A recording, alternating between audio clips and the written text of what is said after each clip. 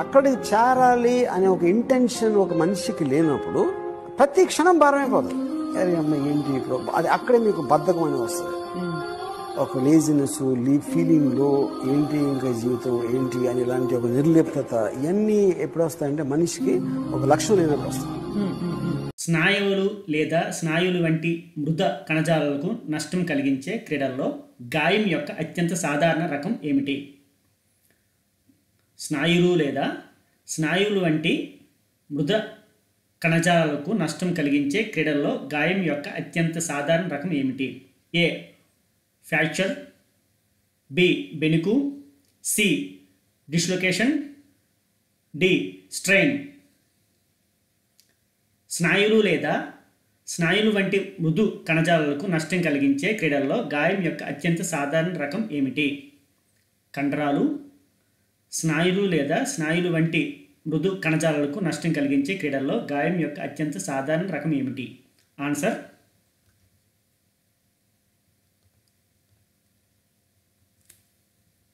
B బెణుకు. రెండవ ప్రశ్న, క్రింది వాటిలో కంకషన్ యొక్క సాధారణ లక్షణం ఏమిటి? క్రింది వాటిలో కంకషన్ యొక్క సాధారణ లక్షణం ఏది? ఏ తీవ్రమైన కడుపు నొప్పి, బి ఆకస్మిక బరువు తగ్గడం, సి తలనొప్పి మరియు మైకం లేదా తల తిరగడం, డి దిగువ అత్యంత భాగంలో అస్పష్టమైన దృష్టి. క్రింది వాటిలో కంకషన్ యొక్క సాధారణ లక్షణం ఏది? ఆన్సర్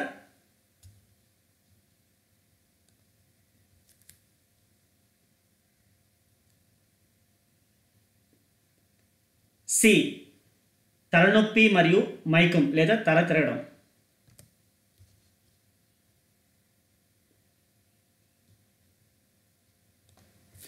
మూడవ ప్రశ్న, తేలికపాటి నుండి మితమైన బెణుకు కోసం సాధారణ రికవరీ సమయం. తేలికపాటి నుండి మితమైన బెణుకు కోసం సాధారణ రికవరీ సమయం. ఏ 1 నుంచి 2 రోజులు, బి 1 నుంచి 2 వారాలు, సి 4 నుంచి 6 వారాలు, డి 2 నుంచి 3 నెలలు. తేలికపాటి నుండి మితమైన బెణుకు కోసం సాధారణ రికవరీ సమయం ఎంత? Answer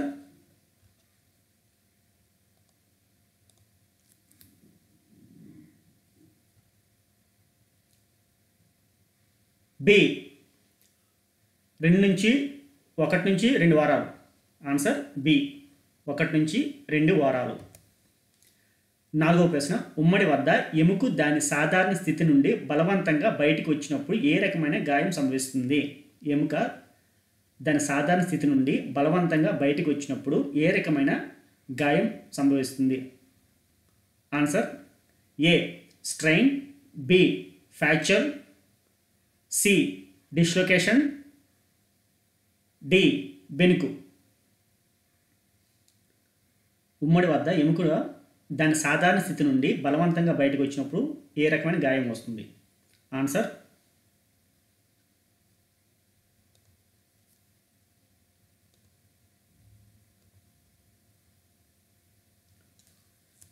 C dislocation.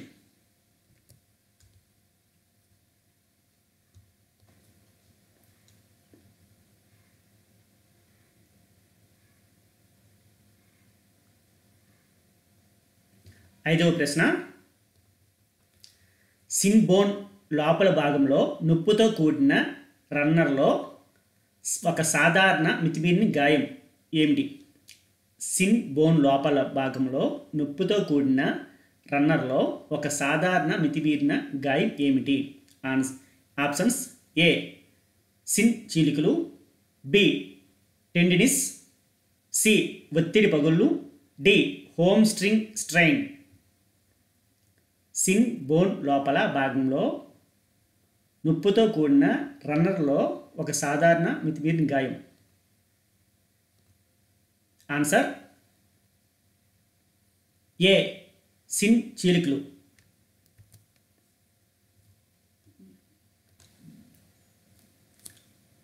ఆరవ ప్రశ్న, కండరం లేదా స్నాయువులు టీరింగ్ లేదా సాగతీయడం ద్వారా ఏ రకమైన గాయం ఉంటుంది? కండరం లేదా స్నాయువులు టీరింగ్ లేదా సాగతీయడం ద్వారా ఏ రకం గాయం ఉంటుంది? A dislocation, B fracture, C strain, D బెణుకు.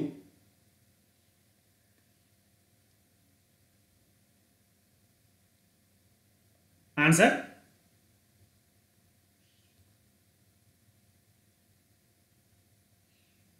C strain.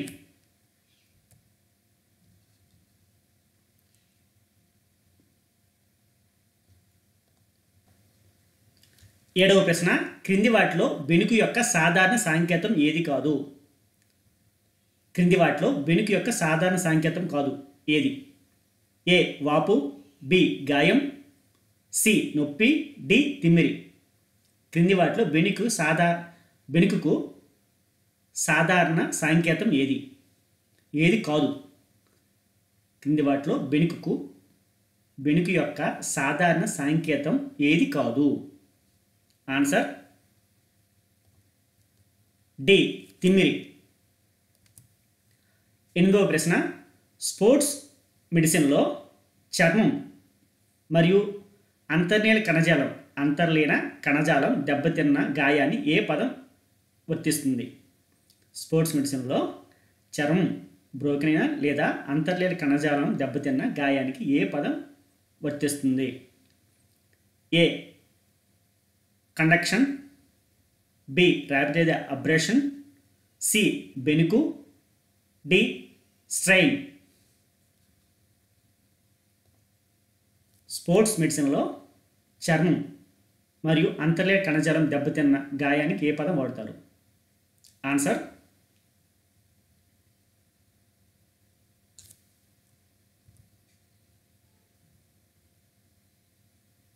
B abrasion లేదా ర్యాపిడ్.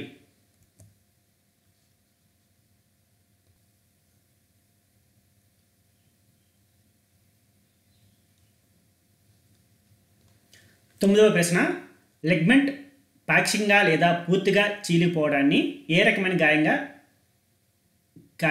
ఉంటుంది? ఏ రకమైన గాయం కలిగి ఉంటుంది? లిగ్మెంట్ పాక్షికంగా లేదా పూర్తిగా చీలిపోవడాన్ని ఏ రకమైన గాయం కలిగి ఉంటుంది? ఏ కండరాల ఒత్తిడి, బి స్నాయు చీలిక, సి లిగ్మెంట్ బెణుకు, డి ముదులాస్థి టియర్.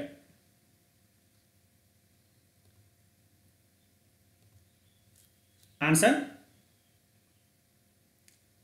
సి లిగ్మెంట్ బెణుకు. 10వ ప్రశ్న, తీవ్రమైన స్పోర్ట్స్ గాయం మీద ఐస్ ఉపయోగించడం యొక్క ప్రాథమిక ప్రయోజనం ఏమిటి? తీవ్రమైన స్పోర్ట్స్ గాయం మీద ఐస్ ఉపయోగించడం యొక్క ప్రాథమిక ప్రయోజనం ఏమిటి? ఏ వాపు తగ్గించడానికి, బి రక్త ప్రసరణను పెంచడానికి, సి కండరాలను బలోపేతం చేయడానికి, డి నొప్పిని తగ్గించడానికి. ఆన్సర్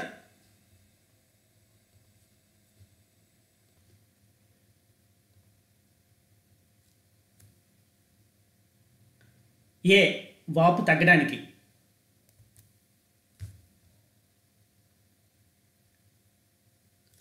11వ ప్రశ్న, క్రింది వాటిలో టెండినైట్స్కు సాధారణ చికిత్స ఏది? టెండినైట్స్కు సాధారణ చికిత్స ఏది? A heat therapy, B joint manipulation, C stretching exercises, D తారాగణంతో స్థిరీకరణ. క్రింది వాటిలో టెండినైట్స్కు సాధారణ చికిత్స ఏది? Answer C stretching exercises. 12వ ప్రశ్న, ఏ రకమైన గాయం సాధారణంగా కండరాల తిమ్మిరిగా వర్ణించబడుతుంది? కండరాల తిమ్మిరిగా వర్ణించబడుతుంది ఏ గాయం? ఏ రకమైన గాయం సాధారణంగా కండరాల తిమ్మిరిగా వర్ణించబడుతుంది? ఏ స్ట్రెయిన్, బి బెణుకు, C contusion, D spasm. Answer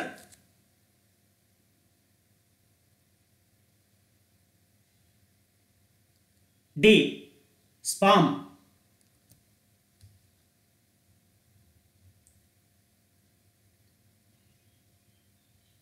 13వ ప్రశ్న,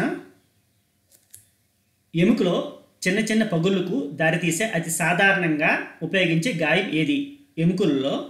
ఎముకలలో చిన్న చిన్న పగుళ్ళకు దారితీసే అతి సాధారణంగా ఉపయోగించే గాయం ఏది? A stress fracture, B compound fracture, C తొలుగుట, డి కండరాల ఒత్తిడి.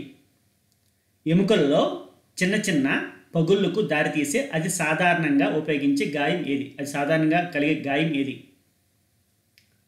Answer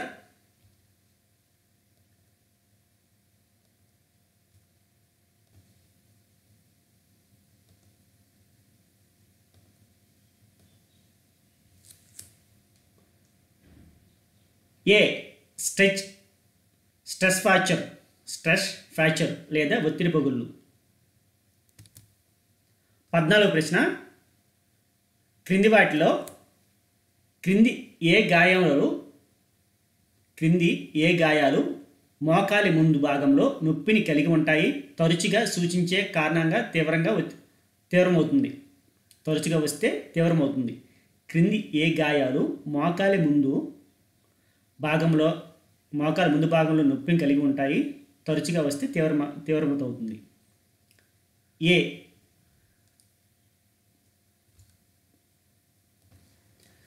iliotibial band syndrome, B ligament బెనికు, సి పటెల్లార్ టెండినస్, డి చీలమండ బెనుకు. క్రింది ఏ గాయాలు మోకాలి ముందు భాగంలో నొప్పిని కలిగి ఉంటాయి? తరచుగా వస్తే తీవ్రమవుతాయి. ఆన్సర్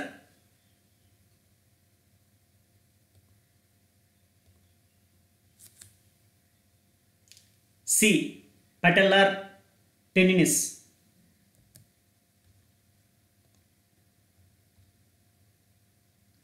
15వ ప్రశ్న, ఆట సమయంలో ఒక చిన్న కండరాల ఒత్తిడిని నిర్వహించడానికి ఉత్తమ మార్గం ఏమిటి? ఆట సమయంలో చిన్న కండరాల ఒత్తిడిని నిర్వహించడానికి ఉత్తమ మార్గం ఏమిటి? ఏ నొప్పితో ఆట కొనసాగించడం, బి వెంటనే వేడిని వర్తించడం, సి రైస్ పద్ధతిని ఉపయోగించడం, డి ప్రభావిత ప్రాంతాన్ని తీవ్రంగా మసాజ్ చేయడం. ఆట సమయంలో చిన్న కండరాల ఒత్తిడికి ఉత్తమమైన మార్గం ఏమిటి? ఆట సమయంలో కండరాల ఒత్తిడి వస్తే నిర్వహించే ఉత్తమ మార్గం ఏమిటి? ఆన్సర్ సి రైస్ పద్ధతిని ఉపయోగించడం. 16వ ప్రశ్న, క్రింది కార్యకలాపాల్లో ఏది స్నాయువు స్ట్రెయిన్కు దారితీసే అవకాశం ఉంది? క్రింది కార్యకలాపాల్లో ఏది స్నాయువు స్ట్రెయిన్కు దారితీసే అవకాశం ఉంది? ఏ అధిక వేగంతో పరుగు, బి ఈత, సి సైక్లింగ్, డి వాకింగ్. స్నాయువు స్ట్రెయిన్కు దారితీసే అవకాశం ఉన్నది ఏది? ఆన్సర్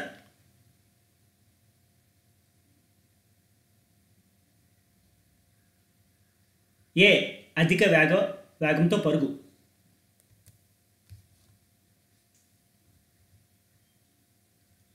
17వ ప్రశ్న, అకస్మాత్తుగా బలవంతంగా సంకోచించడం వల్ల కండరాలు లేదా స్నాయువులు చీలిపోవడం ఏ గాయంలో ఉంటుంది? అకస్మాత్తుగా బలవంతంగా సంకోచించడం వల్ల కండరాలు లేదా స్నాయువులు చీలిపోవడం ఏ గాయంలో ఉంటుంది? ఏ టెండినిస్, బి కండరాల ఒత్తిడి, సి లిగ్మెంట్ బెనుకు, డి తొలుగుట. ఆన్సర్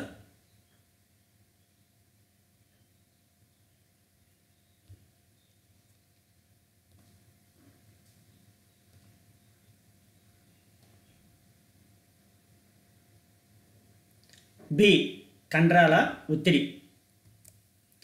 18వ ప్రశ్న, క్రింది వాటిలో కంకషన్ యొక్క సాధారణ లక్షణం కాదు? క్రింది వాటిలో కంకషన్ యొక్క సాధారణ లక్షణం ఏది కాదు? ఏ స్పృహ కోల్పోవడం, బి జ్ఞాపక శక్తి కోల్పోవడం, సి వికారం, డి కీళ్ళలో స్థానీకరించిన నొప్పి. ఆన్సర్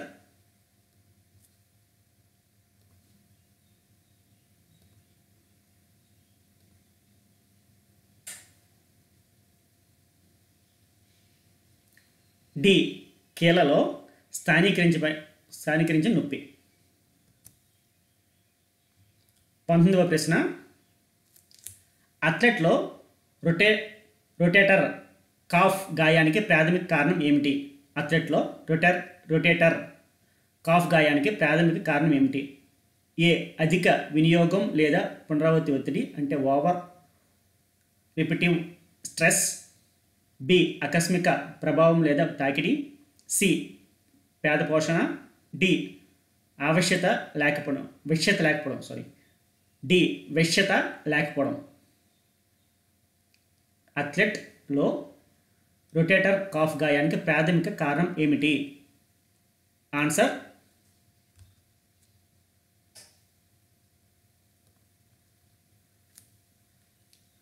ఏ అధిక వినియోగం లేదా పునరావృత్తి ఒత్తిడి, ఓవరస్ ఆర్ రిపిటివ్ స్ట్రెస్. 20వ ప్రశ్న, క్రింది వాటిలో టెన్నిస్ ఎల్బోకి సాధారణ కారణం ఏది? టెన్నిస్ ఎల్బోకి సాధారణ కారణం ఏది? ఏ మణికట్టు ఎక్స్టెన్షన్ల పునరావృత్తి ఒత్తిడి, repetitive strain of the wrist extension, B మోచేయికి తీవ్రమైన ప్రభావ గాయం, సి నలిగిపోయిన కండరం, డి భుజం కండరాలను ఎక్కువగా ఉపయోగించడం. ఆన్సర్ క్రింది వాటిలో టెన్నిస్ ఎల్బోకి సాధారణ కారణం ఏది?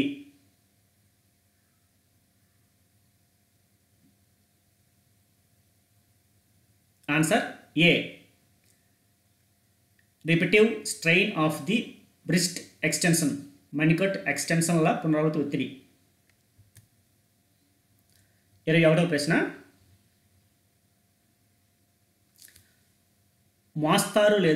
మోస్తారు నుండి తీవ్రమైన చీలమండ బెణుకు కోసం సాధారణ రికవరీ సమయం ఎంత? మోస్తారు నుండి తీవ్రమైన చీలమండ బెణుకు సాధారణ రికవరీ సమయం ఎంత? ఆప్షన్స్ ఏ 1 నుంచి 2 వారాలు, బి 4 నుంచి 6 వారాలు, సి 6 నుంచి 8 వారాలు, డి 2 నుంచి 3 నెలలు. మోస్తారు నుండి తీవ్రమైన చీలమండ బెణుకు కోసం సాధారణ రికవరీ సమయం. ఆన్సర్ బి 4 నుంచి 6 వారాలు. 22వ ప్రశ్న, కీళ్ళలో మృదులాస్థి పాక్షికంగా లేదా పూర్తిగా చీలిపోయే గాయం ఏది? కీళ్ళలో మృదులాస్థి పాక్షికంగా లేదా పూర్తిగా చీలిపోయే గాయం ఏది? A bursitis, B meniscus tear లేదా నెలవంక కన్నీరు, సి టెండినిస్, డి కంటిన్యూషన్. కీళ్ళలో మృదులాస్థి పాక్షికంగా లేదా పూర్తిగా చీలిపోయే గాయం ఏది? ఆన్సర్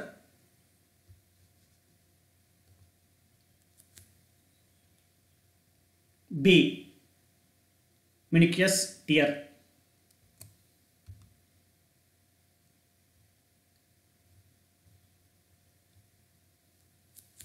23వ ప్రశ్న, పుల్డ్ మజిల్ కండరానికి ఉత్తమ ప్రారంభ చికిత్స ఏమిటి? పుల్ మజిల్ కండరానికి ఉత్తమ ప్రారంభ చికిత్స ఏది? లాగబడిన కండరానికి ఉత్తమ ప్రారంభ చికిత్స తెలుగులో. ఏ వేడి వర్తింపు చేయడం, బి కండరాలకు విశ్రాంతి ఇవ్వడం, సి బలపరిచే వ్యాయామాలు, డి కలుపును ఉపయోగించడం.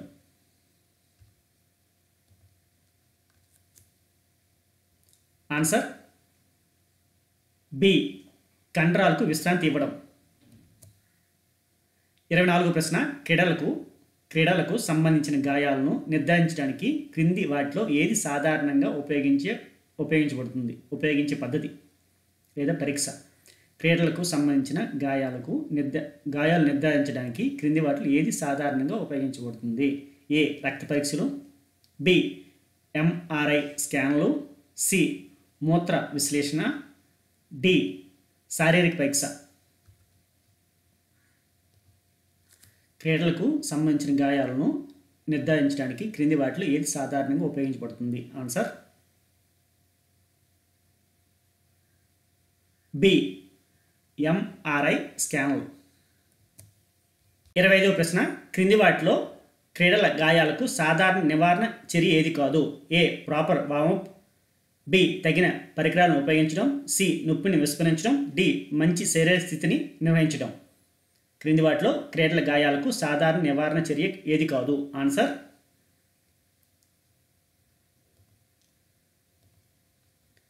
సి నొప్పిని విస్మరించడం. 26వ ప్రశ్న, కండరానికి నేరుగా దెబ్బ తగిలిన గాయాలు మరియు వాపుకు కారణమయ్యే గాయం ఏది? కండరానికి నేరుగా దెబ్బ తగిలి గాయాలు మరియు వాపుకు కారణమయ్యే గాయం ఏది? ఏ కండక్షన్, బి బెనుకు, సి స్ట్రెయిన్, డి ఒత్తిడి పగుళ్ళు. ఆన్సర్ ఏ కండక్షన్. 27వ ప్రశ్న, క్రింది వాటిలో ఏది సాధారణ ఏసిఎల్ గాయంతో సంబంధం కలిగి ఉండదు? క్రింది వాటిలో ఏది సాధారణంగా ఏసిఎల్ గాయంతో సంబంధం కలిగి ఉండదు? ఏ మోకాలు నొప్పి, బి వాపు మరియు దృఢత్వం, సి గాయం సమయంలో వినిపించే పాపింగ్ సౌండ్, డి వీపు కింద భాగంలో నొప్పి. ఆన్సర్ డి వీపు కింద భాగంలో నొప్పి. 28వ ప్రశ్న, మెనిక్యూస్ టియర్ నెలవంక కన్నీరుకి సాధారణ చికిత్స ఏమిటి? ఏ శస్త్రచికిత్స, మరమ్మత్తు లేదా సర్జికల్ రిపేర్, బి వేడి అప్లై చేయడం, C cortisone injection, D physical therapy మాత్రమే. మెనిక్యూస్ టియర్కి సాధారణ చికిత్స ఏమిటి? Answer surgical repair. ఆన్సర్ ఏ.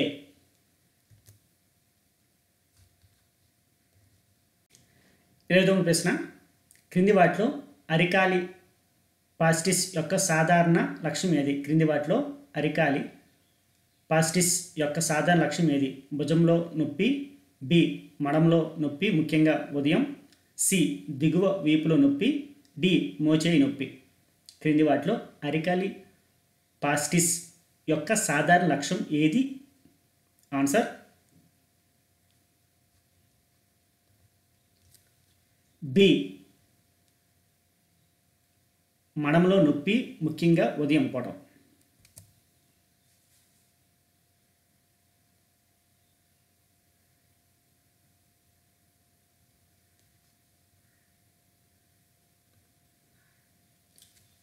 30వ ప్రశ్న, భుజంలోని రొటేటర్ కాఫ్ యొక్క కండరాల ప్రాథమిక విధి ఏమిటి? భుజంలోని రొటేటర్ కాఫ్ కండరాల ప్రాథమిక విధి ఏమిటి? ఏ భుజం కీలును స్థిరీకరించడం, బి మోచేయిని వంచడం, సి మణికట్టును విస్తరించడం, డి తుంటిని తిప్పడం. ఆన్సర్ ఏ భుజం కీలును స్థిరీకరించడం.